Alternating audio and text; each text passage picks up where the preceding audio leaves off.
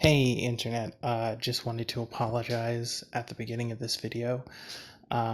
This video talks about Demon Souls and the, you know, gameplay footage had to be captured somehow, but I can't capture it from my PS3 because for whatever reason, all of the HDMI signals from PS3 are encrypted such that they can't be recorded by a capture card. So I had to use an emulation to play it, and the emulation runs pretty shittily and has trouble loading shaders and stuff, and it's very jank and like flickers at times.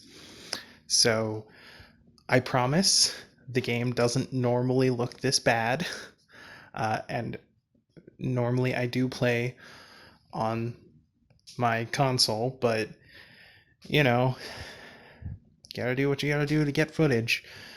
So hopefully shitty footage is better than no footage. I don't know. Um, Also, at the end of this, I demonstrate the method for duplicating items, uh, which is essential if you want to upgrade anything in Demon Souls. You need to dupe your upgrade materials. So basically, the way it works is after you've made sure that you have no unfinished business with the stockpile guy or uh, the upgrade weapons guy, you put your next seal binding on in one of your slots. You talk to your blacksmith guy, go to buy item, and open up the dialogue for purchasing an item, but then walk away, which closes the dialogue automatically. Then you use the Nexial binding, but instead of answering the prompt, you hit the start button. The prompt disappears. Then you walk up to your guy, to your storage guy, you talk to him, and you deposit item. And you have to make sure there's no copies of that item already in storage.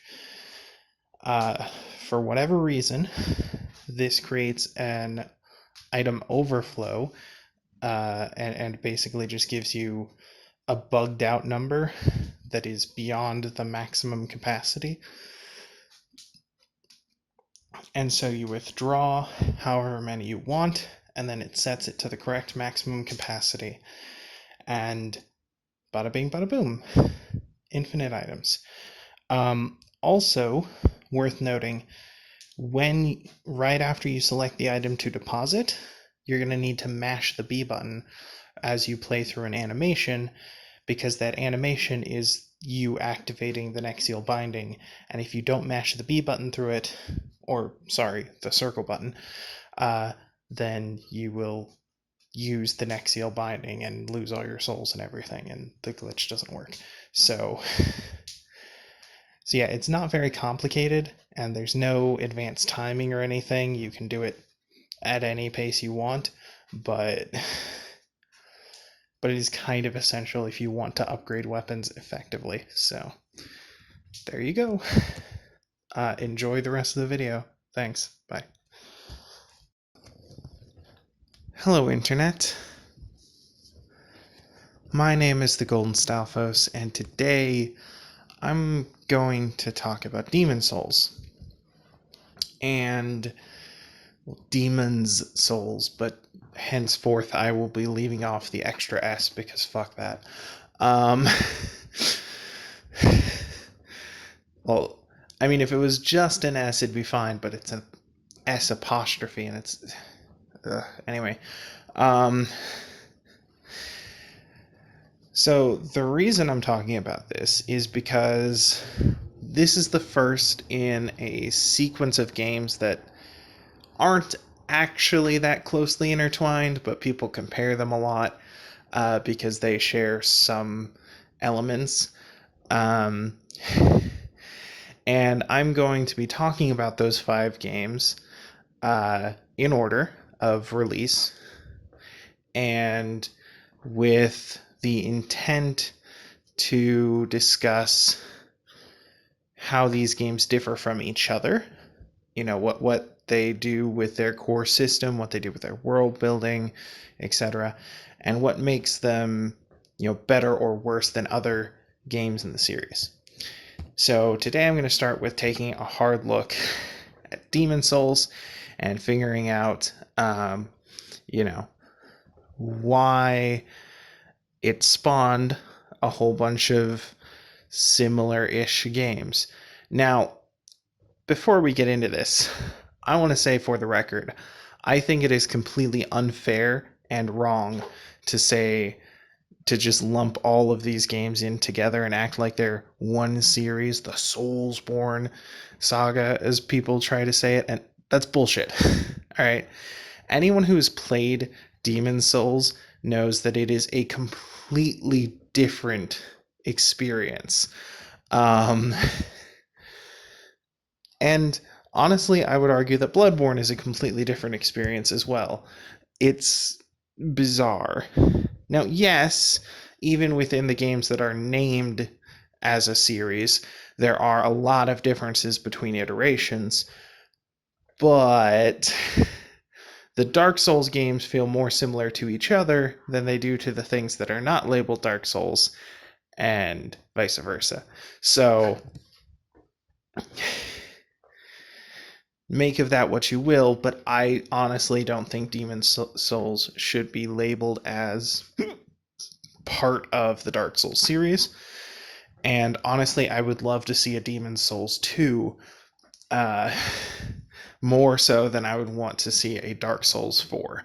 So, yeah.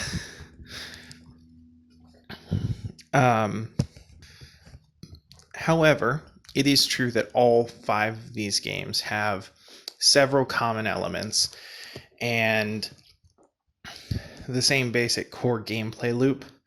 Now, of course, that's not enough to make them the same game, I mean, every game from, like every shooter has the same core gameplay loop and a lot of the same mechanics that,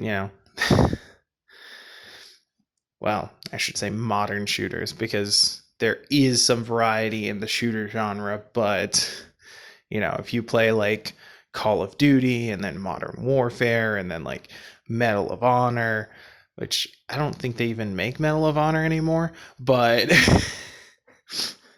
um you know uh if you switch back and forth between those major franchises where you see you know Gears of War, right, that the cover based shooters, the games that for a while just everything was that, there's a lot of similarities.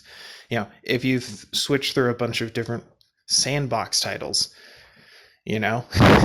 which is the new version of that, or was for the last couple of years. I think it's dying off. Then you'll see a ton of similarities, like it's not fair to say that everything from San Andreas to Injustice is a Far Cry game because of their similarities, and I don't think it's fair to do the same for these games just because they happen to share a developer. uh, it's very clear that they go off in their own directions. And it's worth noting that Sekiro shares a lot of the core elements that these other games do, but nobody really considers it part of the series because it does enough to differentiate itself, in their opinion. It doesn't have different kinds of weapons, etc., etc. I mean, really, the differences with Sekiro are so dramatic, but you know, um, but this isn't exactly uncommon. Like, I've seen a lot of people refer to games as Souls-like, simply because they include the same death mechanic, even though it's a really good death mechanic and it's something the industry should embrace. So why are you, labeling games as copycats for embracing a new mechanic that can improve their genre? Like, I heard a lot of people refer to Hollow Knight as being like Dark Souls, and no, it has a similar death mechanic. It's actually a more complex death mechanic because you have to fight your recovery thing. Uh, but but that's it. Like that's all it does. That's similar. That's the only thing. Is that, and everything else is totally different. And it's a 2D Metroidvania game, so like it's really weird to make a comparison there. I mean, I guess because it's hard, but honestly, I'd say that Hollow Knight is significantly more difficult than any of the Souls games. So make of that what you will. I don't know. It's just dumb the way people talk about these games. Um, and that includes both journalists and fans. You know, uh, in my video about Dark Souls, I'll include a bunch of clips and stuff, but every single time someone talks about these games, they insist on the idea of these games are best played blind, blah, blah, blah. And like, what the fuck is wrong with you? No, they're not. Okay? Shut up. These games are best played with a friend who's beaten it 100 times, looking over your shoulder and laughing at you and saying, you should have dodged that, you dumbass. um, these games are a community experience. They're built to be a community experience. That's why you've got the message system. Go ahead, grab a walkthrough, and play the game with a walkthrough. That's okay. You know? The only reason people say you should play it blind is because if you do, then you'll get caught off guard by the traps. But, that's bullshit because no one gets caught off guard by the same trap ever again. So, well, yeah, sometimes you do if you're like desperately running from a fuck up situation and then you forget that you're running in the direction of a trap. I have done that before, but not often. But I mean, even then you're just like, oh yeah, there's the trap I forgot about. Let me never hit that again. And there aren't that many traps in these games to begin with. So I really don't understand why people would want you to fall for the traps. They're pretty recognizable if you're on the lookout for them. And I don't know, it's just ridiculous. But all of that aside, let's talk about Demon's Souls, what it does with the formula that other games don't, and why it has a special place in my heart, even though I didn't start the franchise with Demon's Souls. I didn't play Demon's Souls until last year. By that point, I already had 500 hours in Dark Souls Prepare to Die, and 700 hours in Dark Souls 2 because co-op play with my friends literally every weekend. And another 300 hours in Dark Souls 3. And I actually hadn't played Bloodborne yet at that point because it was cheaper to get a PS3 and a copy of Demon's Souls than it was to get a PS4 and a copy of Bloodborne. Curse you console exclusives! But I did both of those things. I don't think PlayStation actually got any money from it because the PS3 I got from GameStop and also the copy of Demon's Souls.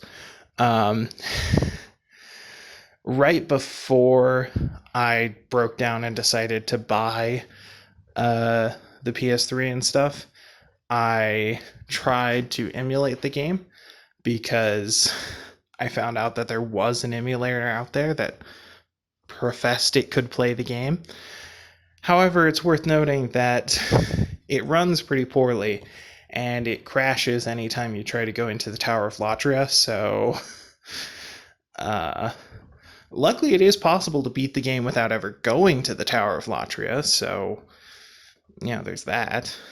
I mean, you can't see the final ending, but you can beat the final boss because you beat the final boss, then there's a cutscene, then you go down to the ending, and then you kill a slug creature who is no threat and is not a boss at all, and then you see the final cutscene.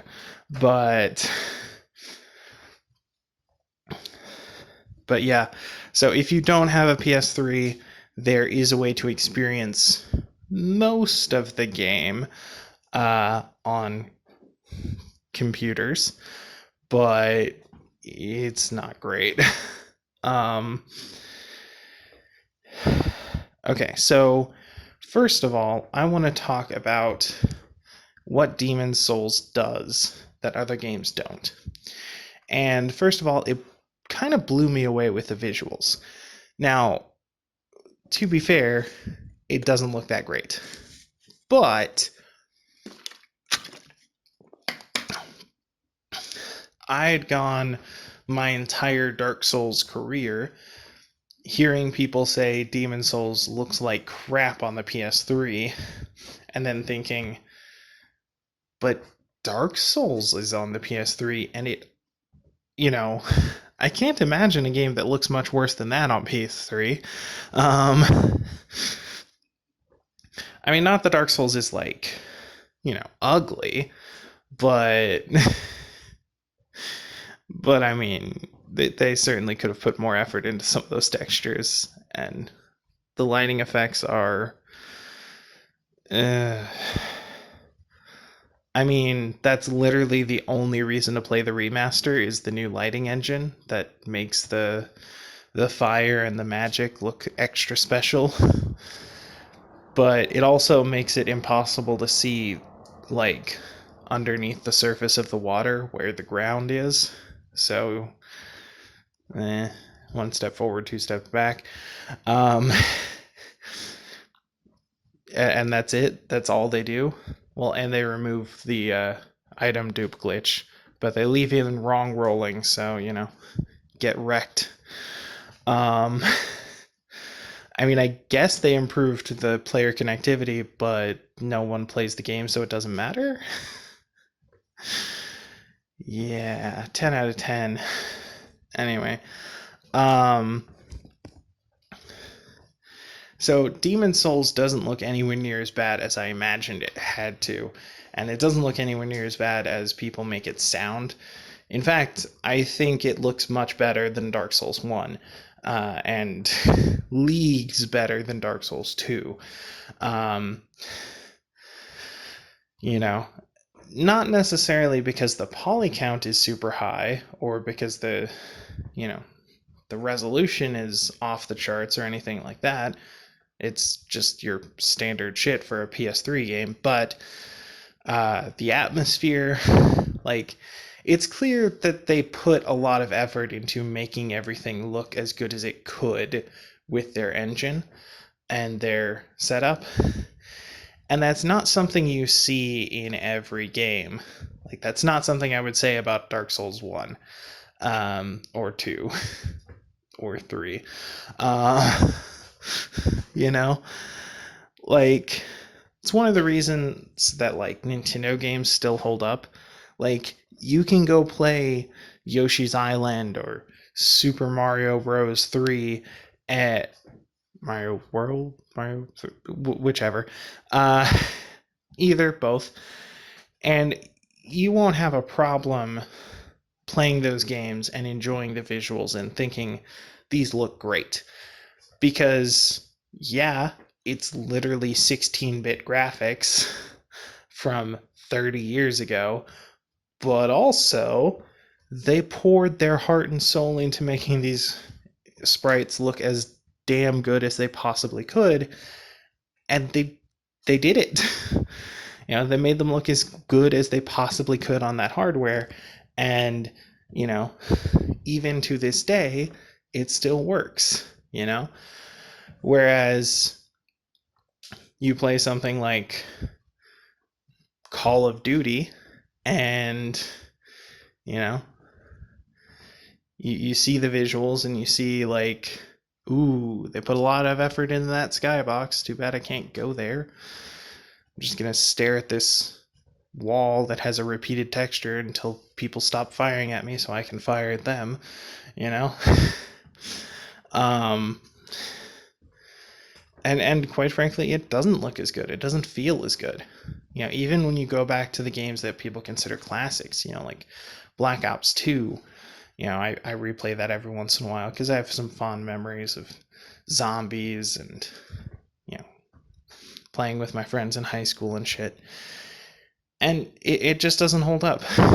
It doesn't hold up at all because they don't care about making something as good as it could possibly be. They cared about making something have as big a number attached to their attached to things as they could.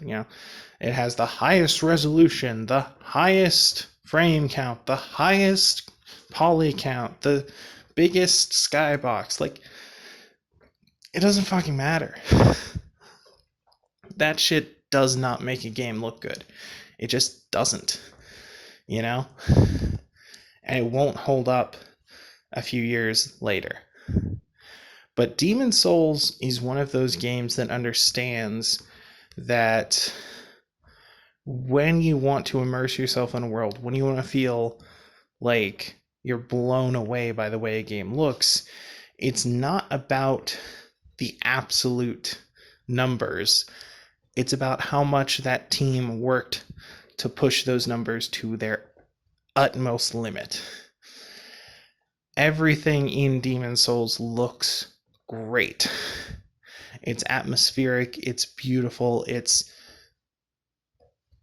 really pulls you in a way that very few games do. And again, there's no nostalgia for this. I've played the game for the first time last year.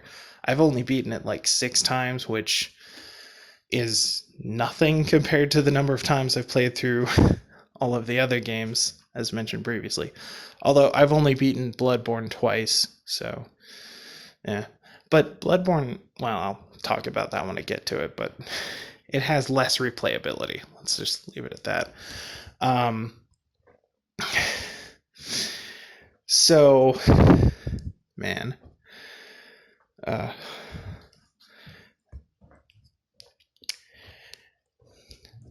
So Demon's Souls initially blew me away with how good it looked, and how atmospheric it was, and how much it drew me into the world. And the story, the story is weird and told in like vague monologues from characters you don't have any reason to care about. Like, I don't know. But at the same time, it's a very compelling narrative, and there are a lot of elements to it woven throughout the world in a diegetic way, right? Like, you don't have to be told that this thing is happening because you see it happening, or you see the aftermath of it with the objects and the monsters and things like that, how they're placed, what they're doing. It can be very compelling. But the game is not without its problems. I'm not going to say that. Obviously, I mean, if we're going to stick on the visuals, it is an older game, and it has some issues running even on the hardware it was built for, and the load times are abysmal and have nothing interesting to look at during. And, while the world and its characters and whatnot do pull you in visually, there can be glitches with the visuals sometimes. And there are some areas that are just like dark and hard to like see clearly. And not like artificially dark like in the Tomb of Giants, or fake dark like in the gutter, but like it seems like they have a system uh, where you see objects like almost like ray tracing, but it doesn't. Obviously, it doesn't have ray tracing. But what I mean is, objects seem to lose visibility if they're not under a light source, and there are some areas where light sources are sparse enough that you know, it can be difficult to see even the floor until you get up to it and you provide the light source. Thanks, Aguit of Guidance. And that's another thing about this game. They didn't skimp on anything. There isn't a single thing in the game that doesn't have a reason to be there, right? Like, your character acts as a light source so that you can see the floor in those dark areas where otherwise wouldn't be able to see the floor. And also so you can see your character in those dark areas where you otherwise wouldn't be able to see shit. And they were like, there needs to be some in-universe reason for this, so we'll put a key item on the player that just says it lights their way. And they didn't have to do that. They didn't do that in future games when they have that same feature, but they did it here because, why not? It's kind of interesting. So, yeah. And that is the level of detail they put into the world building on every section. Like, everything about the game is built with that level of care and attention to detail. I can totally understand why some people still consider this to be the best one, because it really does pull you in like no other. However, in terms of how it compares to the other games, I do not think it is the best. Kind of. So, in terms of movement, you're much faster than in Dark Souls 1 or 2. Probably not as fast as you are in 3 or Bloodborne. But honestly, it works. Like, the first time I picked up Dark Souls 3, I hadn't played Bloodborne, obviously. And, I was used to Dark Souls 1 and Dark Souls 2. More so 1, because at the time I hadn't really started co-oping with my friends all that often. But I played Dark Souls 1 on my own for fun all the time because it's great. But when I picked up Dark Souls 3, I immediately had problems with it. I started with Deprived just because it had a balanced stat setup and the lowest starting level, so I figured that would be good in the long run. And of course, the Deprived wasn't a bad starting class in Dark Souls 1. It was in Dark Souls 2, but that's because of how stats work. And also they didn't even get a club. And a club is a good weapon. I figured it would still be a good weapon. So, I started it up, and I played through, and I couldn't get past Gundyr. I totally admit that the first time I played the game, I spent 3 hours on Gundyr and couldn't get past him and stopped playing. Later on, I came in with a knight and kicked his ass through the floor and went on to beat the game. And I've beaten the game several times since then. But that first time, I just couldn't get a handle on the controls. It was too, imprecise. Like, in Dark Souls 3, you basically have to roll 6 times to avoid an attack, and that just seemed completely wrong to me. Like that's how they've got it set up, basically, is they'll have long unbreakable combos for unparryable characters or bosses rather, where what you're supposed to do is just mash the roll button until their combo is over. And that's dumb and annoying, and I hate it. uh, and Demon Souls isn't like that. Demon Souls still has the slow, methodical, take your time, be careful, make sure you check around every corner shit from Dark Souls 1 and 2, but with a faster movement speed and a more responsive and quick-paced combat. I'll show some gameplay footage on screen so you can see what I'm talking about, but Demon Souls has less. It feels like they have a less wind up in the animations for most things, and it definitely feels like everything happens faster and smoother than in other games. But you do still have to be deliberate in your actions because of the way the world is designed and because of the way enemies are designed. You can't just run up and spam R1 and expect to win. You have to take your time. Now, much has been made of their system of becoming soul form and of world tendency. And all I'm really going to say about it is I don't think the health penalty for soul form is that big of a deal. And I don't understand world tendency, even though it's been explained to me before, so I just ignore it. And that is a failing of the system, right?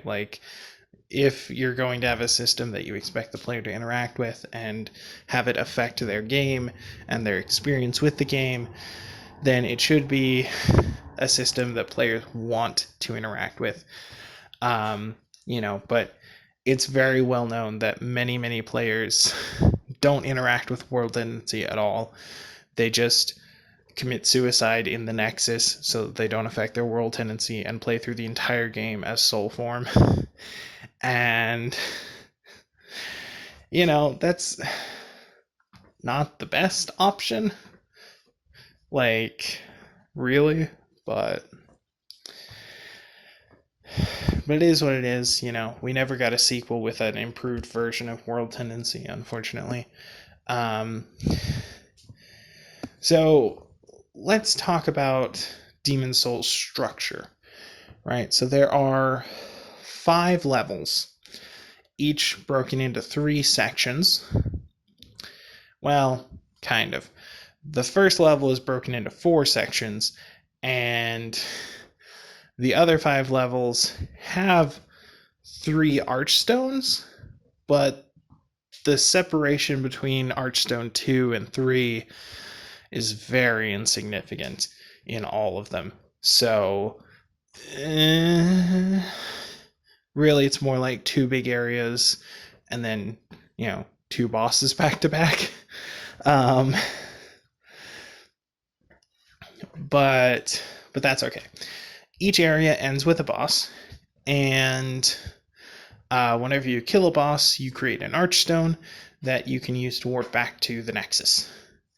You don't rest at the archstones. You warp back. So, kind of like in Bloodborne. But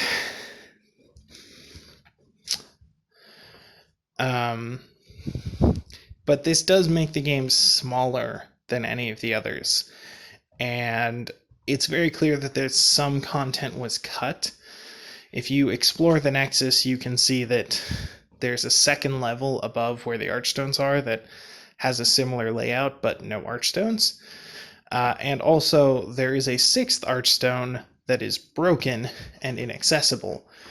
And so it makes you wonder if they originally planned to have a level there and couldn't finish it in time, and so they just turned it into rubble and said, fuck it.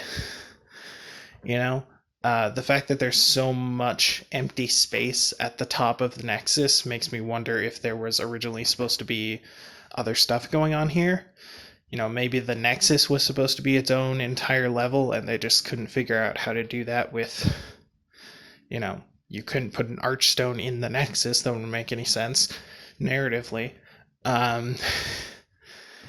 Or maybe there were supposed to be more areas with archstones hidden in them.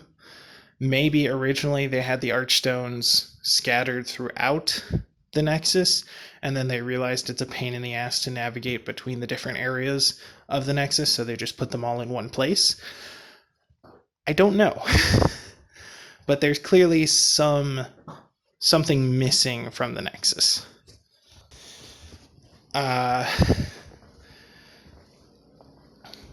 And that is a shame. I really wish that there had been that sixth archstone, because that would make the game 20% larger than it currently is, which would help a lot. I really wish that the Nexus did have an entire level's worth of stuff to do in it. Explore and find things, more unique NPCs to talk to, or signs to read, and stuff like that. But that's not happening. We got what we got out of it. And I think honestly, if if FromSoft ever did gain the ability to remake Demon Souls, they probably wouldn't add any of that stuff, because they'd probably do what they did with Dark Souls Remaster, and I don't want that. Nobody wants that. Nobody wanted that in the first place. Dark Souls Remaster was an abomination. You should not be able to charge $40 for the same thing with a shitty lighting engine. Jesus Christ. I have the remaster because a friend gave it to me because we were planning to co-op, but yeah, that's the only reason I have it. And admittedly, for co-op play, it would be significant. It is a significant improvement, but for everything else, it's not. And I don't know, it just doesn't seem worth it. They didn't fix any of the problems. There is a long and actively updated list of bugs in Dark Souls, and none of them were fixed. You can still death cam, you can still glitch your way through the floor, you can still, wrong roll, which is the most annoying thing in the world. They still have 4-directional rolling. I don't know why. They didn't change anything about Los Izalith. I mean, honestly, the only thing you really need to change is to make it so that, 1, it doesn't destroy your frame rate, and 2, that the floor doesn't break out from under you during the Bed of Chaos fight. Because if that were the case, then, you could actually just do the fight instead of falling through the floor hundreds of times. Ugh. Anyway.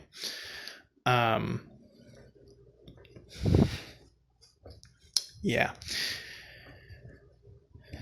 However, it is what it is, and like I said, I don't think a remake would add in any of these missing elements, or improve the world tendency system at all. So, that's just what we got. And along with this smaller world size is a smaller list of magic, weapons, usable items, armors. The list isn't too small. There are more weapons than, say, Bloodborne, But Bloodborne doesn't have a focus on emphasizing weapons. It's one of the differences we'll get to when we talk about Bloodborne. So, realistically, if you're going to compare it to the other games that it's frequently compared to, the selection here is abysmal. And there is a clear best choice if you're playing with swords in any way. Blue Blood Sword, Blue Blood Blade, however the fuck it's called, the sword that you get from the pure heart of that one chick in the swamp. Yeah, that's the best weapon in the game. Get Shrek'd. It scales with magic and luck for some reason, but the damage on it is insane. Also, in this game, you don't need to upgrade the boss weapons the same way, so nice. Yeah. And of course, playing a caster in general is much better. So, as a caster, you can play through, most of the game with a huge advantage. And then when you get the blue blood sword, you can turn into a melee character that just, completely puts pure melee builds to shame. And it's kind of pathetic, honestly. I think you also get the best shield in the game from her bodyguard. So, 10 out of 10. I mean, you can debate which shield is actually the best, because there's like a couple different things that shields do. Just like in future games, there's one that improves stamina regen, there's one that makes you regen health, etc. Different shields have different resistances to different elements, but realistically, it's hard to argue that that shield isn't at least in the top 3 or 4.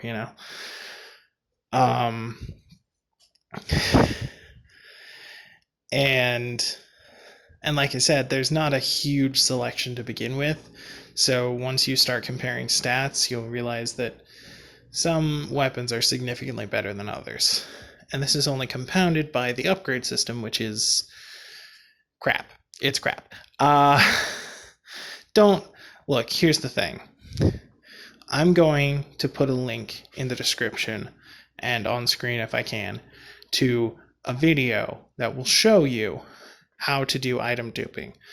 In fact, I'll do it on screen right now just to show you how to do it. And if you play Demon Souls, you have the authority of the community, 110%. Dupe your upgrade materials. Don't try to farm them. Don't try to buy them. You can't. It's stupid. Just dupe them and move on with your life. Okay?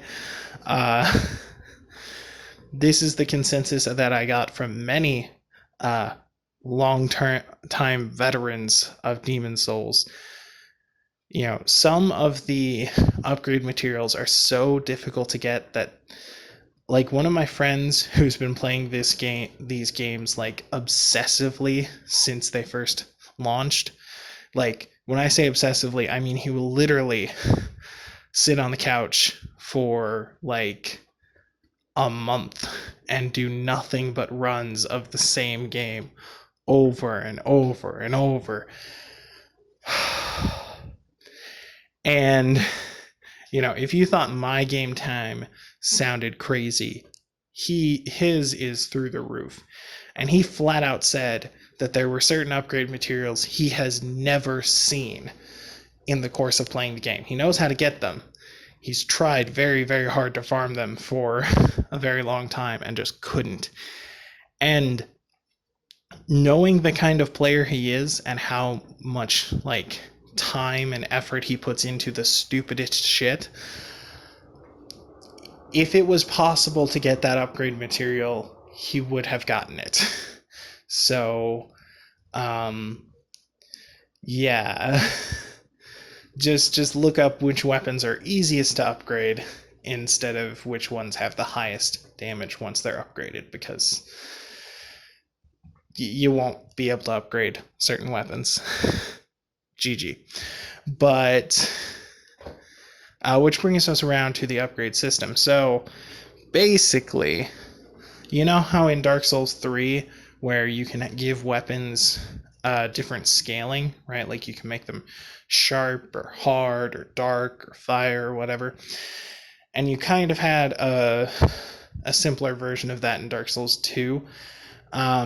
Yeah, that started in Demon Souls, because each weapon naturally has a different thing going on. Like, there are sharp weapons, there are hard weapons, there are dark stone weapons, there are, spider stone weapons and mercury stone weapons, and there's like 20 different kinds of upgrade stones that each come in, the small, medium, large, and extra large versions, and each kind of weapon requires a different kind of upgrade material, and you just can't. You just can't make it that far with them. If you're playing a magic build, get the enchanted falchion for a melee option, and then switch to the blue blood sword, so you don't have to worry about your upgrade systems. If you're playing a non-magic build, start with, just keep your starting weapon upgraded as much as you can afford to, and then switch to the blue blood sword the first chance you get. I'm serious. The upgrade system in this game is stupid, and no one defends it. It's like, it has a nice world building element to it. The idea of all of these different things being required to advance, and also the idea that, oh yeah, of course, this is the area with spiders, so it has spider stone, and this is the area with magic, so it has mercury stone, and this is the, so that makes sense. But the way the upgrade materials are handled gameplay wise is abysmal and awful, and if there was a remake, that would have to be reworked in some way. Either the upgrade materials would need to be more accessible so that it's possible to upgrade every weapon, or you would have to switch it to a system like Dark Souls 3, where there are items that can infuse a weapon, but everything runs on Titanite, or Titanite and Twinkling and one other thing. I don't know why they still have the 3 different things, but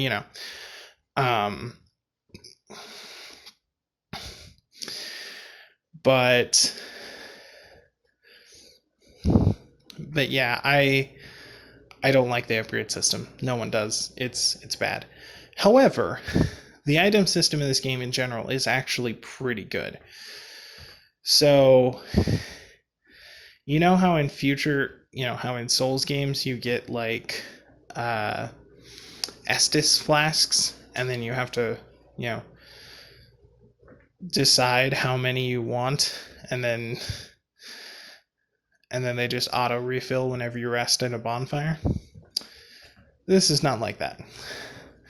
This is much closer to how in Bloodborne you have blood vials and you have to farm for them, but less stupid. See, in Bloodborne, you have a maximum of 20 blood vials on your person at any time, and a maximum of, 600 in storage. And you can buy them, but for some reason the price keeps increasing throughout the game, because fuck you, I guess. I don't know why they felt the need to have prices increase throughout the game. It's a really dumb decision that doesn't help anything. Like, it just doesn't. It makes certain items very hard to get. Because anyway, so it's different from that. It's kind of like how in Dark Souls 2 you have healing gems that do a heal over time effect whenever you use them, and they come in different sizes. However, there is no Estus. There is no guaranteed heal on the side. You only have those limited use items. And they do come in several varieties. There's several different kinds of grass. And you can farm them and you can buy them. Or you can item dupe them because you're going to need them a lot anyway. One thing I do, because switching between different items is annoying, is I just dupe Dark Moon Grass. So I have Dark Moon Grass, because let's face it, if you are injured or if you are inflicted with a disease, it's much easier to just use the one item on your hotbar instead of going into your menu and navigating for the lotus petals and shit. Like, ugh. Now, duping isn't a built-in part of the game. It's a stopgap patch for the inventory for the upgrade items, but it's not something you should use for everything all the time. And it is very possible, and honestly it's kind of more fun to play through the game without duping items. Well, rather without duping your grasses or your soul items. But sometimes I just don't want to fuck around with all the all the other stuff and just go for the Dark Moon Grass. So if that's what you want to do, you can. But the legitimate way to play is basically you're going to have to decide whether you want to spend your souls on levels or on Half Moon Grass, which is the grass you'll probably buy most often. Your health bar probably won't get so big that you need Full Moon Grass very often, and Dark Moon Grass costs too much to buy, so you'll just keep it in reserve and never use it because you'll never be, in a situation where you just can't get by without it. Typically, when you buy grasses, you'll end up with 20 or so in your hotbar when you run through an area. It's totally okay if you end up with way more than that. The game is not forgiving at all, and you will probably need your grasses more than you would need Estus in other games. So I don't think it's an unfair healing system because it's in response to an unfair amount of damage. That's kind of not a fair comparison, though. I mean, realistically, nothing about Demon's Souls is unfair. I can go through the game, avoiding most attacks, avoiding most kinds of damage. But there are certain areas where you're just kind of gonna get screwed. Like, when you go through the Valley of Defilement, you're gonna get poisoned. You're gonna get plague. You're gonna have to deal with that. And that's one of the main reasons and places where I use my duped Dark Moon Grass, because switching to poison heal and plague heal all the time is super annoying. So yeah, you're gonna have to deal with that. And then there are certain areas where you have to drop long distances in order to progress, and that leads to some damage. There are lots of traps in the game that can feel a little bit bullshit if you don't know they're coming up. So, yeah. Um, the way they space out the archstones means that these areas take a lot more time and effort to get through than other areas in other games. Like, to put it simply, you know how on your path from Firelink Shrine to the Taurus Demon, you have a bonfire in the middle, and you go through this whole big thing with a long string of enemies. They're all weak enemies, but when you're first starting to play the game, even weak enemies are dangerous. Uh, well, that whole stretch from Firelink to the Taurus Demon would be one section of a level in Demon Souls. Not that it's that long necessarily, but that it would be that uninterrupted and have that many enemies and that many things to avoid that could damage you. Like, a great example is the first area in the Storms. So, the Shrine of Storms. So when you go in there and you first walk up, there's going to be skeletons who roll at you and are made of metal for some reason. I don't know why the skeletons are metal. It's weird. But they have glowing eyes and they roll at you and they fuck you up if you are not ready. They're worth more souls than anything else in this early part of the game, so definitely go for that. But they are very dangerous if you haven't played through enough of the rest of the game yet. And,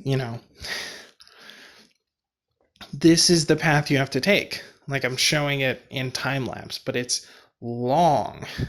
There is technically a shortcut, but it's unofficial and a little bit glitchy. But this is the intended path, right? Like, this whole long ass stretch where you go from enemy to enemy to enemy to enemy to enemy. You're in dark corridors fighting multiple dangerous opponents, and you come out into the open and you've got this big asshole and a bunch of flying dudes, and he is a boss level enemy, right? I mean, it seems that way when you're on your way through to the Nexus, but but he's not a boss, and he doesn't create an archstone, and then you have to go a lot further, past a bunch more flying enemies that shoot at you, past some other things that roll at you when you're on the side of a cliff, looping around, this whole long ass thing, and you get up here, and now there's a red-eyed enemy, just to say an extra fuck you before the boss fight. And to get through all of this with 5 or 10 Estus and then fight a boss is insane. It's not how, like that just wouldn't be how it would go, And that's why in this game you have tons of healing items, right? You can buy them, you can farm them, you can get tons. And it's very clear that this is intentional. They want you to spend a long time going through each section, have to do a lot of healing along the way, then fight the boss, have to heal a lot, probably get murdered by him, have to do the whole thing again, which is annoying, especially if you left your retrieval with the boss, because it can take a very long time and a very large amount of effort to get back to him. And, if he continuously kicks your ass and your retrieval keeps getting bigger and bigger, and it gets more and more dangerous to make that run, it's annoying. Plus, if you die while you're human, which you might want to be for a boss because it gives you extra health, then the world gets darker and more dangerous. It's slow and weird, but it does happen. And in this area, once your world gets too dark, there's black phantom versions of the skeletons all over the place who do more damage and are, have a harder attack AI and just like go for the throat all the time. So you don't want to do that. You do not want to do that. But also these areas typically have a lot to explore, right? Like this is the intended path, but there's also this area over here with the crow. There's this area over here with this guy in a cage.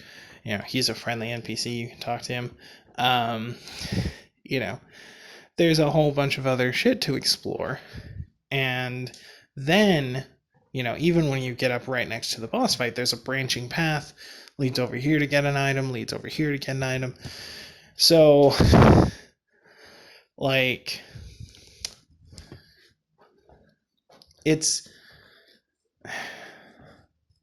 so the game clearly wants you to spend a lot of time in each section, and it clearly wants you to, use that grass to enable you to spend a lot of time in each section. And this is probably the most egregious example of this long, straight path without a shortcut thing. But, some areas are even bigger than this. They just have shortcuts to compensate for that. So, yeah.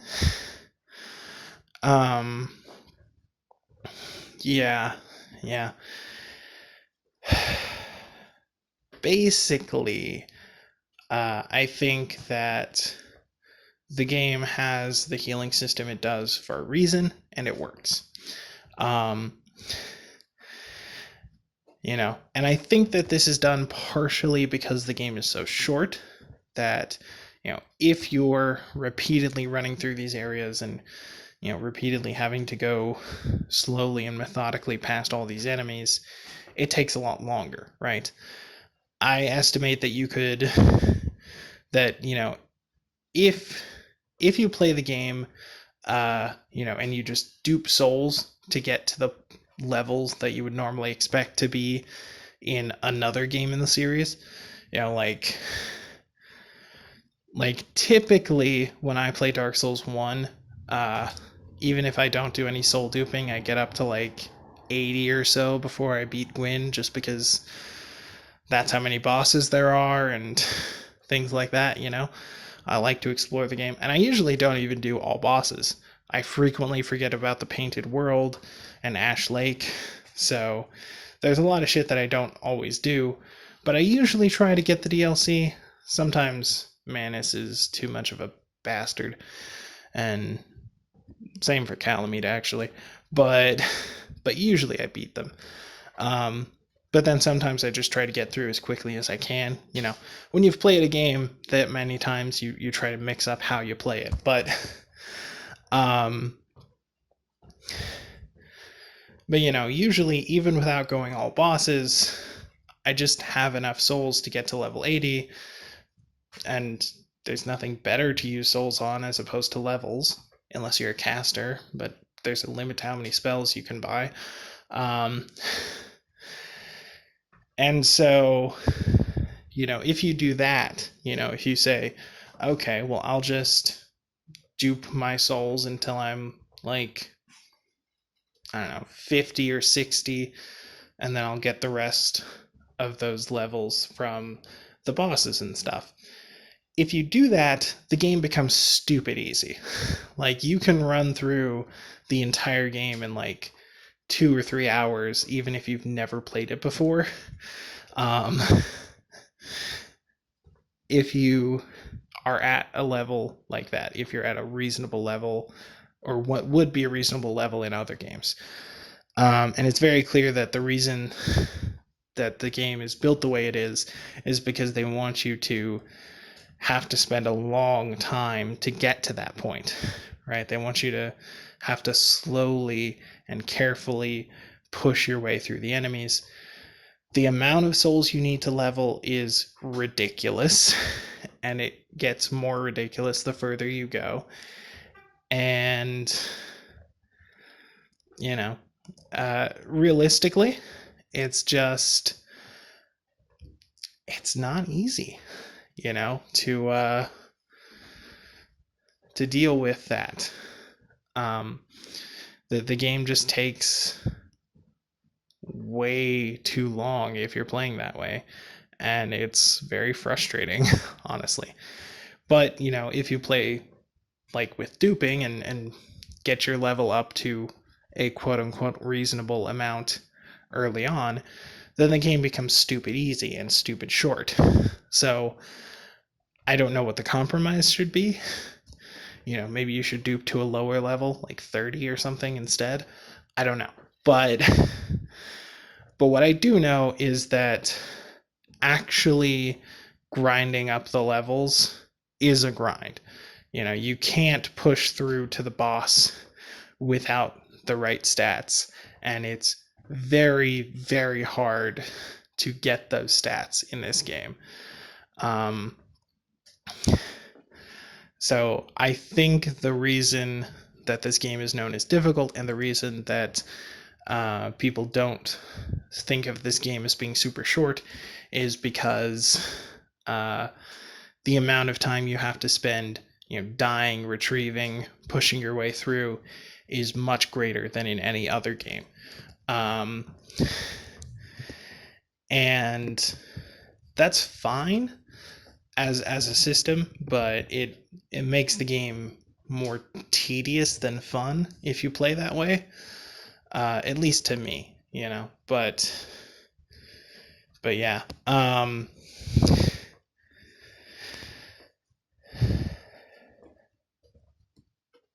Yeah, that's basically it. It's just that's how they want you to play the game. So we already discussed the visuals and the world building are through the roof. The world size isn't as big as it could be. The optimization isn't great, but I mean, it's FromSoft, so of course the optimization isn't great. The menus are a mess, but again, that's like a FromSoft trademark, so whatever. Like, seriously, FromSoft has had terrible menus forever. Go back and play Lost Kingdoms on the GameCube. Actually, please go play that game. It deserves more attention. It's so good. But yeah, even back then, their menus were terrible. So it's weird to me that the only game of theirs I've ever played that has a good menu is Dark Souls 2, because that was supposedly made by the B team or whatever. But yeah, the menus in Dark Souls 3 and Bloodborne aren't completely terrible, but they're not as good as the one in 2, and I don't know why. They clearly had that as a template to work with and decided to just ignore it, I guess. I don't know. Okay. My neighbors are being loud. I hope you can't hear that. Yeah, so there's that. Now, as to the bosses, what are they like? Well, flavor-wise, huge win. The flavor in Dark Souls in these games in general is great, but the flavor in Demon Souls is on a whole nother level, and that extends to the bosses. Like, there are things I didn't even notice about the flavor. Like, apparently, the first two bosses in the Shrine of Storms have the skin around their lips peeled back because they're part of a cult that does that. And that's why everyone hears skeletons and shit. Like, it goes so deep you don't even realize. Or I didn't even realize. But yeah, it's really good. As far as their complexity to fight, a lot of the bosses in Demon Souls rely on a gimmick to be challenging, you know? And a lot of them, as soon as you figure out what their gimmick is, you can just beat them, like, easily. This doesn't apply to everyone. You know, there's no gimmick to the Penetrator, besides his name. But, like, seriously, he's called the Penetrator. Like, Jesus Christ. He will penetrate you. It's so ridiculous. I love it. But yeah, in terms of, like, difficult battles that just kick your teeth in and you have to work hard to learn how to beat them, you know, there's nothing that's like Orphan of Cause or the King of Storms or Storm King, whatever the fuck his name is. You know, but there are some real doozies, you know, that the Penetrator will kick your teeth in. The False King Allant is brutal. Oh my god. I mean, even if you're over-leveled as fuck, his AoEs do so much damage. His grab attack steals a level from you. Like seriously steals your most recent level and your most recent stat upgrade. Oh man. Of course you can make him your bitch if you have the Blue Bud Blade and, you know, high damage stats on it, but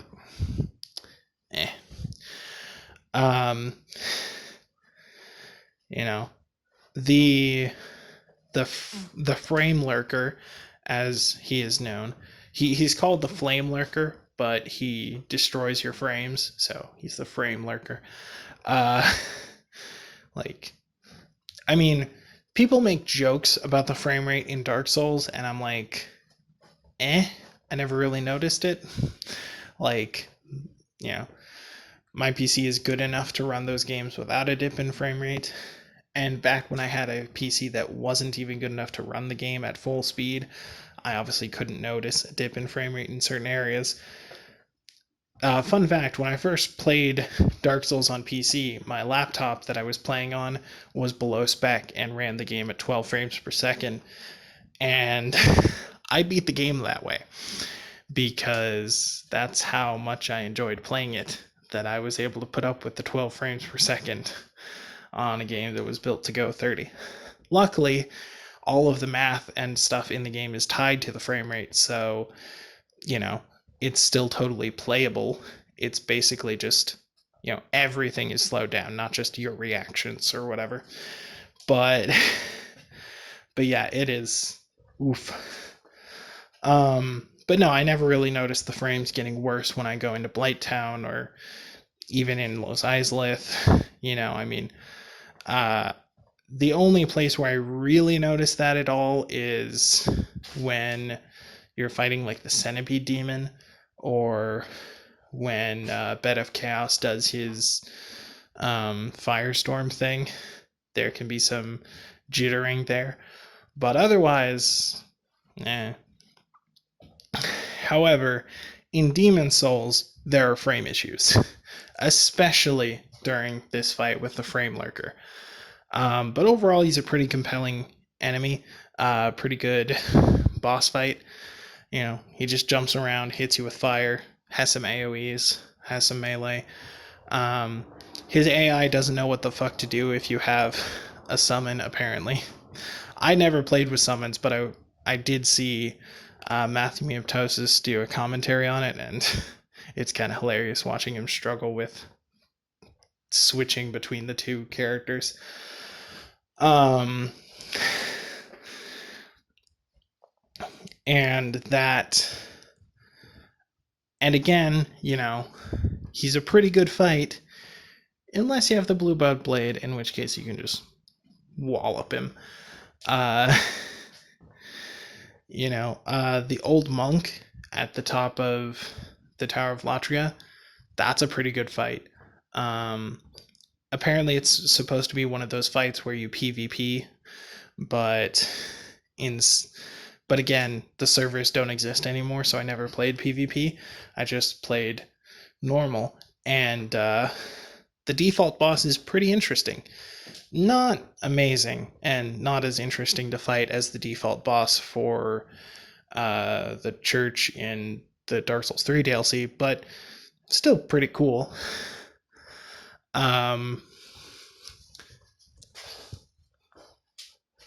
Trying to think who else is worth talking about. Like I said, most of the bosses have kind of a dumb gimmick going on. Like the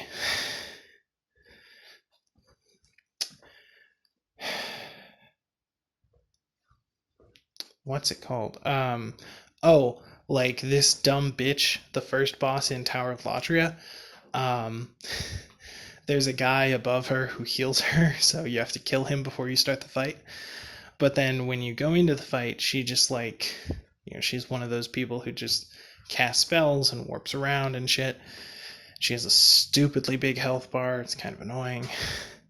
But, if you know to kill that guy, then you can get through the fight pretty easily. It's not a huge deal.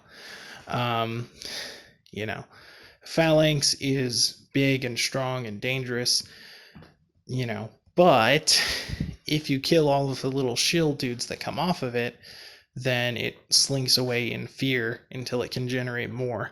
And it's super weak to fire.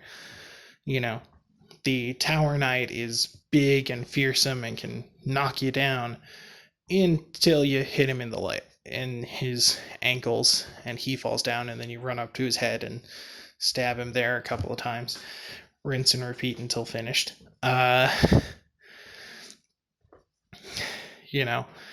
think the Tower Knight is better than the Iron Golem, by the way. But, I mean, it's clearly the same kind of thing. But I think it's better in Demon's Souls. I think the way they did it is better. But he also has enemies around him you have to kill first.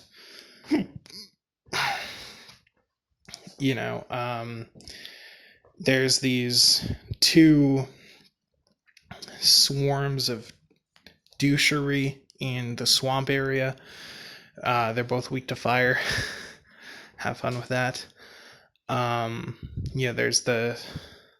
There's this warrior in the Shrine of Storms who's can really fuck you up if you let him, but if you wear the Thief's Ring, he just can't find you half the time, so you just walk up and hit him. The final boss in the Shrine of Storms is very gimmicky. You have to pick up the Storm Ruler in that level, equip it, then use it to hit him.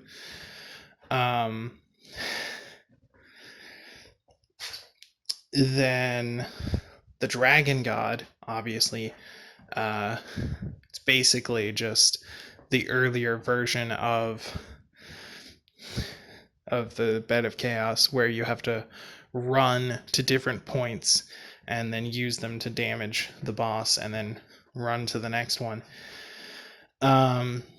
He can one-shot you if your health isn't high enough, but he's an archdemon, so he's at the end of a very long level, and I found that typically if you've got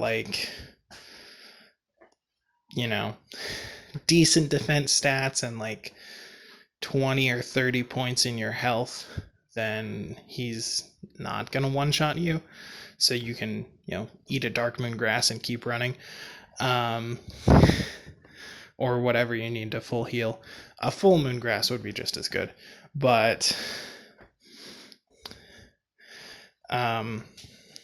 yeah, if he doesn't one-shot you, then the fight is a joke. You literally just run over here, use a harpoon, run over here, use a harpoon, run up to him, do the rest of the damage while he stands there motionless. 10 out of 10. And again, like, a lot of these bosses are really interesting and creative flavor-wise and world-wise, but only like 4 or 5 of them are bosses I actually enjoy in terms of fighting them. The Adjudicator is dumb and annoying, and if you want to beat him, all you have to do is hit him with the fire spell as frequently as he tries to hit you with it. I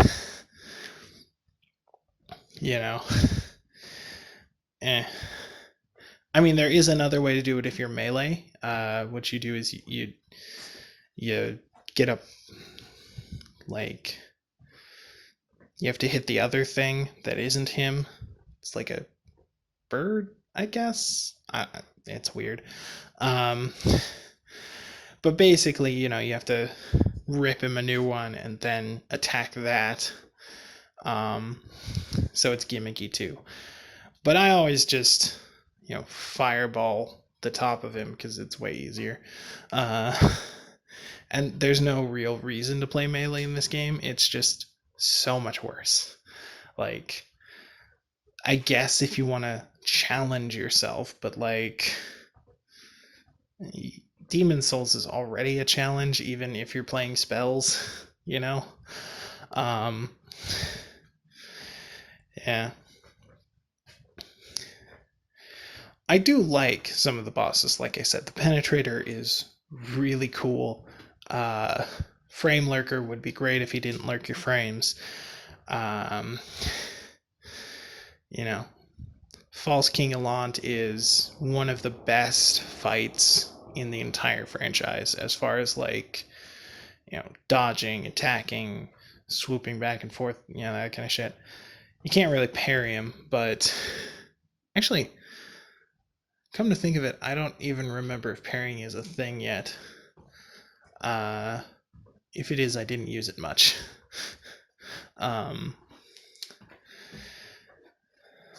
I think parrying kind of makes some of the games too easy, and I don't really use it most of the time. It's kind of essential in Bloodborne, which I didn't realize until the end of my second playthrough when I was fighting Orphan of Kos. Because it wasn't necessarily essential up until that point, but against some enemies like that, you either parry or you don't do any damage, But also in Bloodborne, enemies can hit you even after you've successfully parried their attack, so fucky me, I guess. Who cares? Yeah, no. But in Demon Souls, I thoroughly enjoy going through it. I really like the world. I like the atmosphere. I like the challenge. And it's great. In terms of game feel, it's definitely faster than Dark Souls. And the world is more segmented, and it's not, it kind of forces you to do things a little bit differently. But even though I played Dark Souls first, I have a hard time deciding which one I like more. Like, I've played Dark Souls more. It's my go-to. But Demon Souls has a little something to it that Dark Souls doesn't. It has just that little extra kick in the teeth with the world and the effort they put into building it, And honestly, after seeing the two games side by side, there's a lot of stuff in Dark Souls that I feel like was only included because they had something similar in Kingsfield or Demon Souls, and they wanted to keep reusing that shit, which feels lazy, honestly. I haven't played Kingsfield, by the way. I don't know if they're any good or not. I have played other FromSoft games that are not like these ones. Like I said, Lost Kingdoms 1 and 2 for the GameCube, fucking amazing. Go play them. Nothing like this. But yeah, I don't know. In terms of quality and enjoyment and like just generally how good they are, it's hard for me to say whether I prefer Demon Souls or Dark Souls 1. They both do enough differently that it's, you can't really say, oh, well, this one does this, so it wins, because then you can point to the other one and say, well, it does this, so it wins,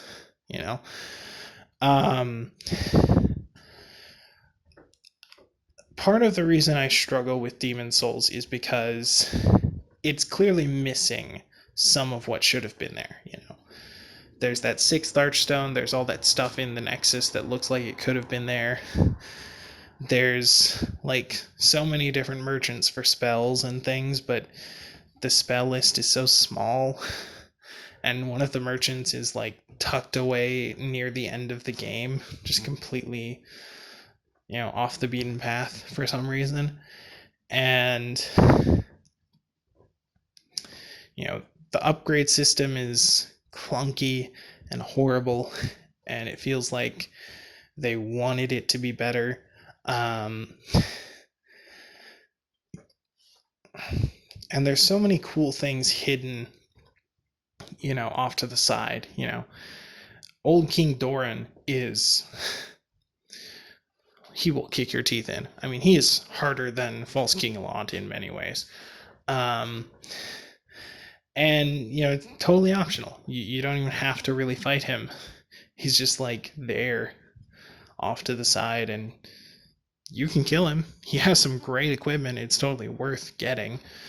And if you have the Bluebird Blade, then you probably have enough damage to kill him, assuming you can survive his onslaught. But, and you can get, backstabs on him. So, yeah. But, well, not backstabs, but attacks that deal, you know what I mean. This game's version of backstabs. Yeah. He's pretty brutal. He's pretty great. But there's stuff like that, just all over the place. There's these 3 dragons over here.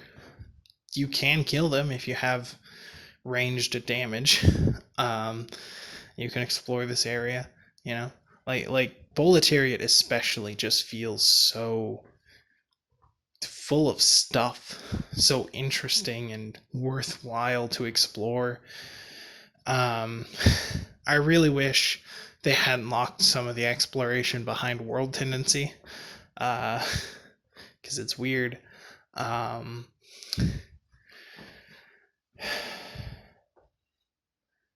I wish the world tendency system sorry. I wish the world tendency system was a little bit better, and I wish that it was based on the areas within your archstone. So, if you get bad world tendency in the first part of Boletariat, it won't affect the second part, etc. And I think bonfire aesthetics from Dark Souls 2 are a much better way to approach that idea of, making the world more challenging, because you can do it voluntarily. But the problem is bonfire aesthetics don't actually do that much. They just advance the game to NG plus in that area, and for a lot of areas that just means it's the same shit with slightly greater damage. Dark Souls 2 does have a very worthwhile New Game Plus, compared to other games, but still. And I think a system like that would have been really good in Demon Souls. I think, you know, I think there's something you could do with that, making your world tendency something that the player can manipulate at will instead of, well, yeah, you can improve your world tendency if you beat a boss. Like, yeah, there's not that many bosses, but okay. you know? Um, like, if there was an item you could use that would push your world tendency up or down, um, that would be cool. I mean, thematically, right, it's there to give you like a whole, like a glimpse into the consequences. Like, as you fail, the world fades into darkness and despair and shit. I get it, but the demon you're facing gets stronger as you die to him, all that kind of thing. But gameplay wise, it's annoying to have all this stuff locked away behind certain features that you have to go a long way out of your way to get to. Overall, I'd say Demon's Souls is a great game. Definitely worth playing if you haven't, and probably even if you have. 10 out of 10, definitely recommend to everyone. But it could have been better. It could have done a lot more. It could have been better optimized. Could have had shorter load times. Could have had more areas. Could have had more items, more weapons. Could have had more weapons that are worth having. Could have had more spells. Could have had spells balanced better. There's a lot it could have done different, but and that's why I want a sequel or a remake, that actually addresses those things. But that's not going to happen, so oh well. Anyway, thank you guys for watching, and I'll see you in the next life. Laters.